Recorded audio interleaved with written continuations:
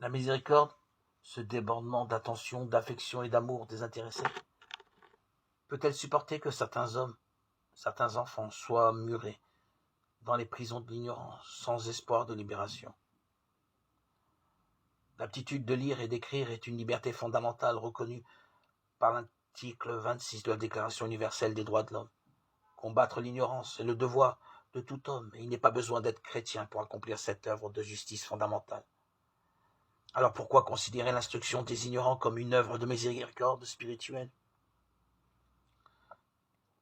Le devoir de tout chrétien est d'être extrêmement attentif à ce que la dignité de l'autre soit reconnue dans le savoir qu'il détient.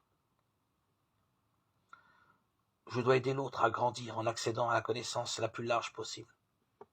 Cette tâche de justice et de paix est aussi une œuvre chrétienne, comme y invitent les béatitudes. Heureux les affamés et assoiffés de la justice, car ils seront rassasiés. Heureux les artisans de paix, car ils seront appelés fils de Dieu.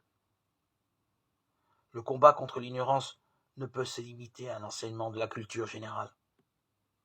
De nombreuses pages des évangiles montrent Jésus enseignant dans la synagogue, dans le temple, sur la montagne, au bord du lac.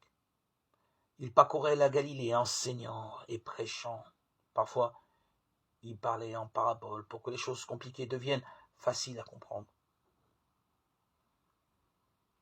Nous voyons dans les nombreux passages des évangiles les disciples s'approchaient et demandaient « Pourquoi leur parles-tu en parabole ?»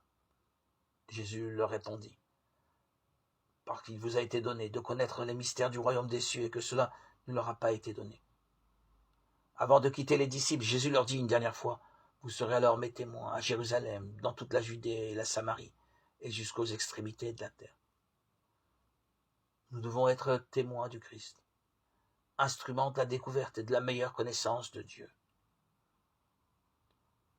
Je ne peux pas et je ne dois pas laisser mon frère dans l'ignorance de Dieu. Ceux qui sont des maîtres de justice pour la multitude resplendiront, comme les étoiles dans les siècles des siècles.